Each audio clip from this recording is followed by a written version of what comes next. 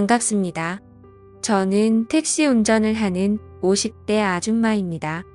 여자가 택시 운전하는 게 흔한 일은 아니지만 저는 이 일을 한 지 벌써 20년이 넘었습니다.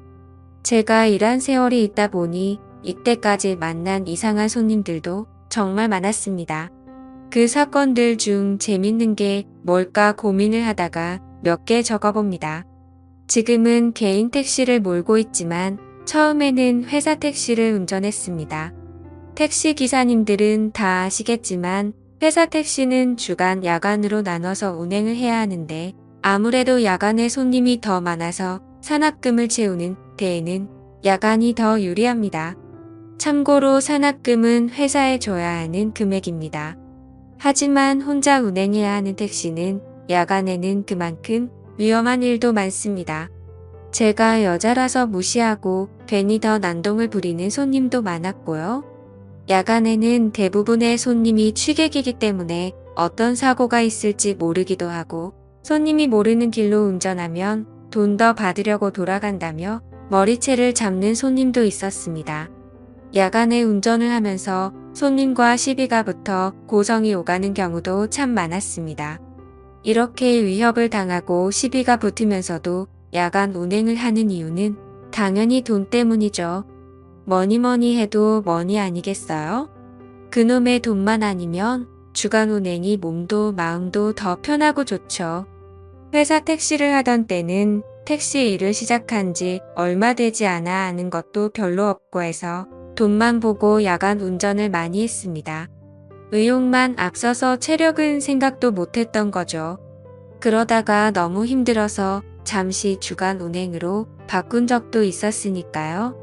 물론 돈이 안 돼서 금방 야간으로 돌아갔지만요. 근데 주간 운행을 했을 때에도 참 특이한 손님을 한번 태운 적이 있습니다.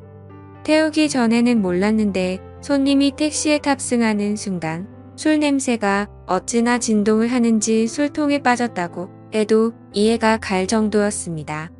대낮에 얼큰하게 취해서 해롱해롱 거리는 손님을 보고 내리라고 할까 순간 고민도 했지만 이제 와서 내리라고 하기에는 늦은 것 같아 그냥 태웠습니다. 손님 어디까지 가세요? 하고 물어보니 너네 집 이러는 겁니다. 어찌나 어이가 없던지 다시 손님 어디까지 가세요? 손님 집이 어디신데요? 하고 부르니 버럭 소리를 지르며 내 집도 모르는데 택시 운전으로 돈 벌어먹고 산다며 난동을 부리는 겁니다. 사람이 너무 어이가 없으니 웃음이 나더군요.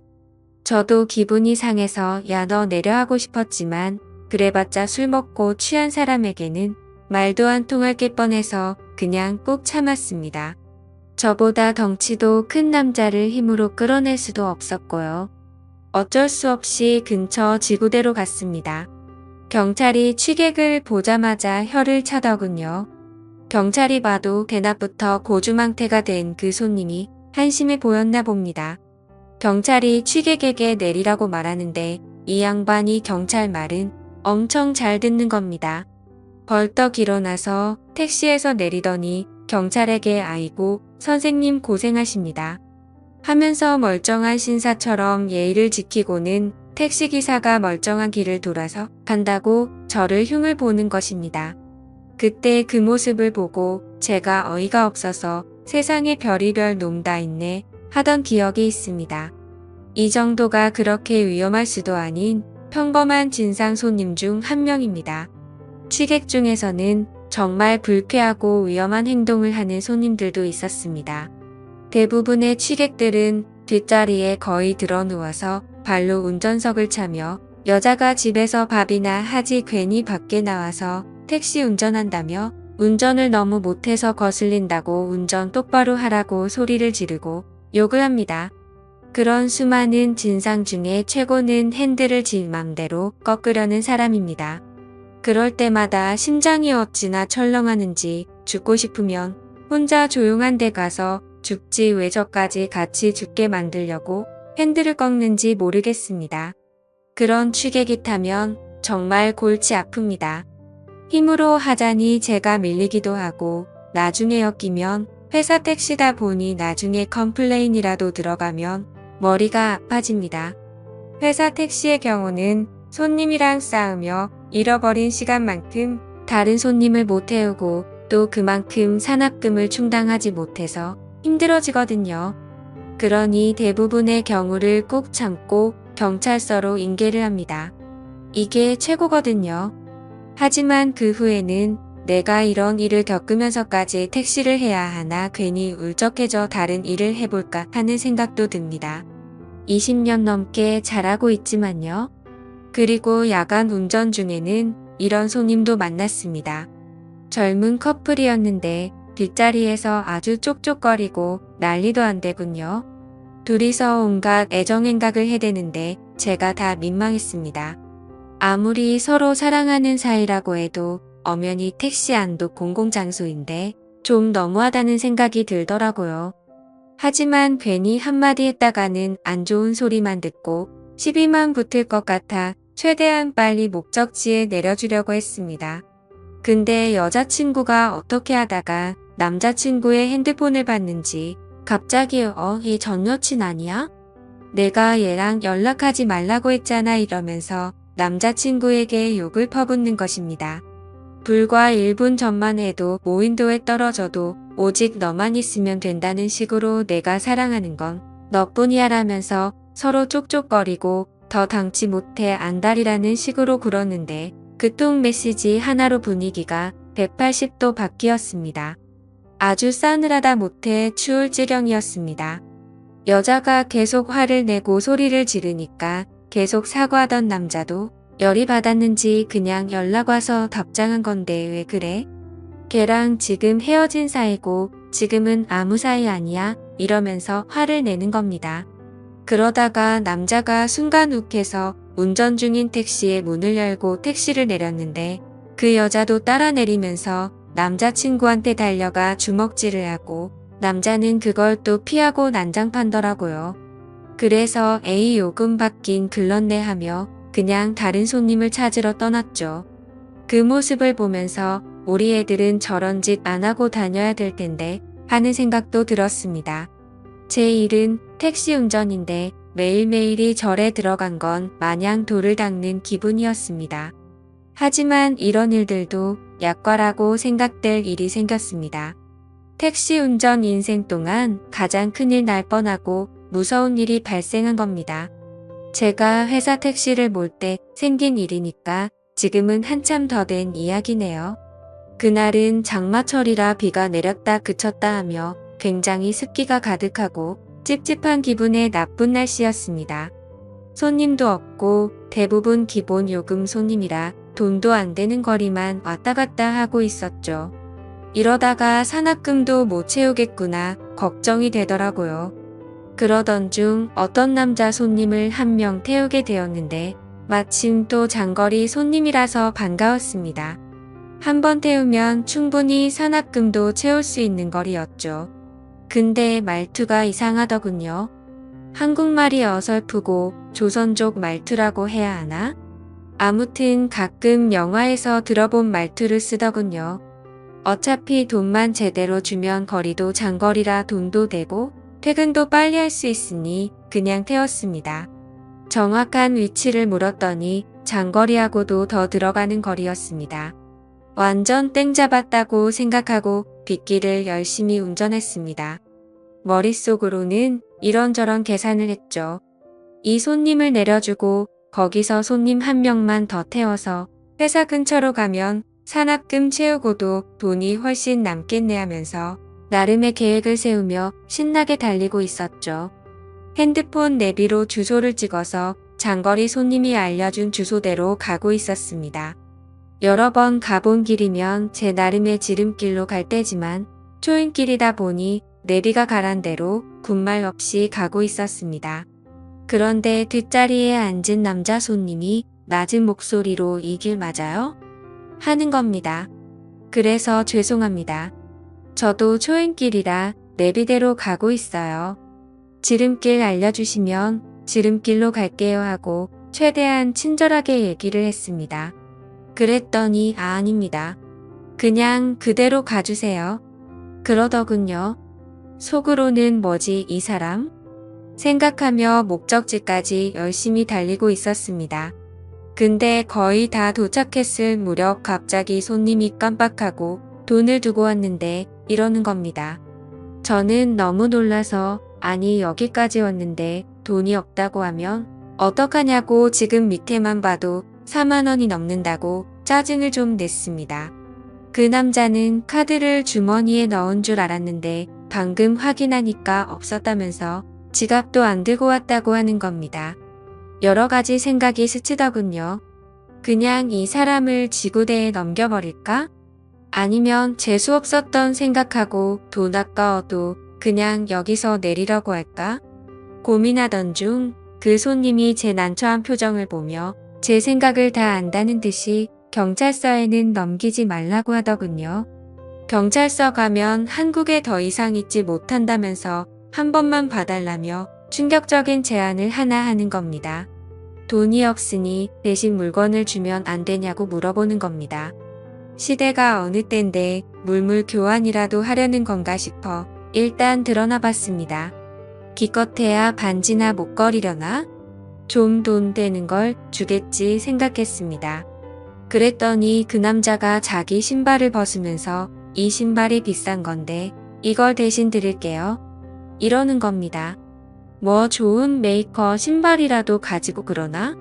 싶어서 신발을 자세히 보니 허름하고 구멍이 나서 다 낡아 떨어진 운동화를 보여주는 겁니다. 황당하고 어이가 없어서 제가 이상한 소리 계속하면 경찰서로 갈 거라고 돈이나 빨리 주시라고 했습니다. 그런데 버팅기면서 계속 신발이며 낡은 가방이며 이걸로 택시비를 대신하면 안 되겠냐고 하더군요. 말하는 투를 들어보니 처음부터 돈 낼 생각이 없었구나 느낌이 파고더군요. 그래서 핸들을 꺾어 차를 갓길에 대고 저기요 제가 다른 길은 몰라도 이 근처 경찰서 위치는 다 알고 있거든요. 그냥 이참에 경찰서 가서 콩밥 좀 자시고 아저씨 원래 나라로 돌아가세요. 이렇게 말했습니다. 그랬더니 그 남자는 웃으면서 미안합니다. 내가 사람을 몰라봤네. 지금 친구한테 돈 가져오라고 할게요. 그러더니 어디론가 전화를 걸더니 저한테 주소를 불러주는 겁니다. 자기 아는 사람이 사는 데인데 거기로 가면 택시비 줄 거라면서 말이죠. 이미 미터기는 5만 원이 넘어가고 있었습니다.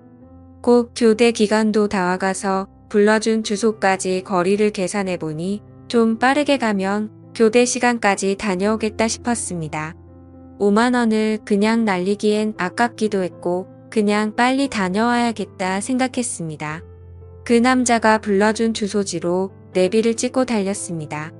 솔직히 그때 수상하다는 걸 눈치챘어야 했는데 그놈의 돈이 뭔지 5만 원을 받을 수 있다는 생각에 수상하다는 생각도 못했습니다.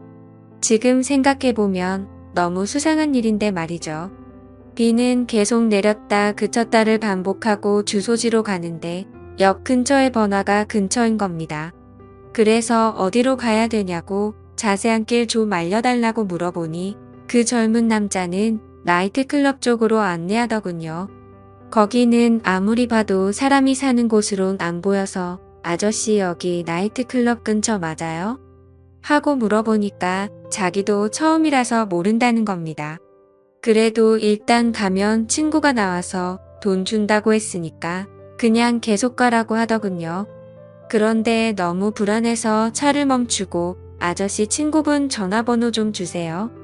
여기 차도 많고 길을 잘못 든 것 같아요. 이 길이 맞는지만 물어볼게요.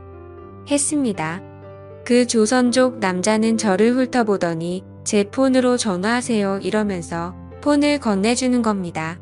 지금 생각해보면 제가 전화하면 제 핸드폰에 그 번호 기록이 남으니까 자기 폰을 준 것 같습니다.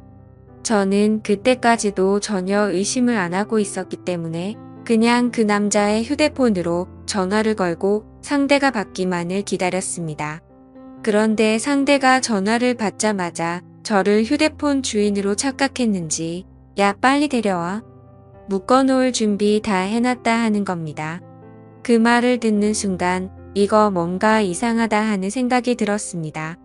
보통 같으면 택시비 얼마 정도 나왔는데 라던가 언제 도착해 내려가 있을게 라고 하는 게 맞는데 묶어놓을 준비가 다 됐다고 말하는 건 왜일까라고 생각하는데 순간 인신매매가 생각나며 소름이 돋더군요.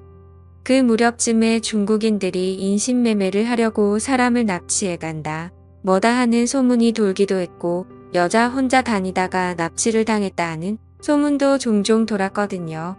둘 중에 어떤 거라도 큰일이구나 싶었습니다. 처음부터 나를 납치해서 데려가려고 했구나. 데려가서 무슨 일을 하려는 거지?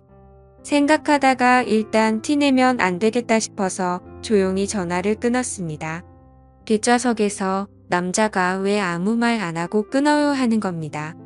순간적으로 여기서 살아서 집에 가려면 정신 똑바로 차려야 한다고 생각이 들었습니다. 시끄러워서 전화가 잘 안 들리네요 하면서 대충 얼버무리고 나중에 다시 전화해본다고 하고 스트레칭하는 척하며 머리를 굴렸습니다. 이대로 목적지까지 갔다가는 큰일이 날 것 같은데 어떻게 하면 도망칠 수 있을까 생각했습니다. 그런데 사람이 극한의 긴장감을 갖게 되니까 머리 회전이 빨라지더군요. 갑자기 떠오른 생각에 택시 잔금 바꿔줄 현금이 없다고 잠깐 편의점에 들려서 돈 좀 바꿔온다고 했습니다.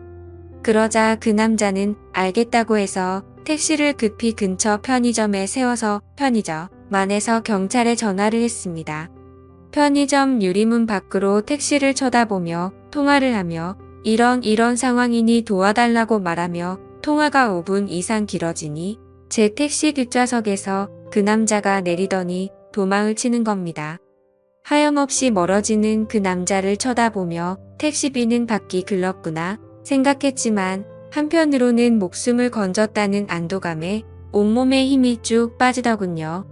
그래서 경찰 분과의 통화는 상황이 마무리되었다고 끊고 저는 편의점에서 나와 택시를 타고 잠금 장치를 잠궈 문을 다 잠궈버렸습니다. 에어컨 빵빵한 차 안에서 저는 식은땀을 정말 비오듯이 흘렸습니다. 제가 만약 그 조선족 남자 말만 믿고 그대로 목적지까지 운전했다면 그리고 돈 5만 원을 받겠다고 그 남자한테 돈을 달라고 했다면 어떤 일이 생겼을까요? 지금 생각해도 너무 무섭고 끔찍한 경험이었습니다. 그날 회사에 돌아가 이 이야기를 동료 기사들에게 했더니 다들 잘 대처했다며 자기들이 겪은 일들을 이야기해 주더군요. 어떤 기사님은 옛날에 현금으로 택시비를 받으려고 했는데 뒷좌석에서 칼을 들이밀며 돈을 뺏어가는 강도를 만나기도 하고 고생하신다며 음료수를 주길래 아무 생각 없이 마셨다가 계속 배가 아파 병원에 간 일도 있었다는 겁니다. 근데 그런 일들보다 제가 겪은 일이 더 무섭다고 하시더군요. 하긴 제가 눈치를 못 챘으면 돈은커녕 제 목숨을 잃었을 수도 있었던 일이니까요. 그 후로는 비가 오는 날 밤에는 혼자서 택시를 잡는 사람은 경계하게 됐습니다. 저도 모르게 트라우마가 생긴 것 같습니다. 세상 살다 보면 이런 일도 있고 저런 일도 있겠지만 저도 나름 별의별 일을 겪었다고 생각하며 이렇게 사연을 보내봅니다. 제 이야기들을 끝까지 들어주셔서 감사합니다.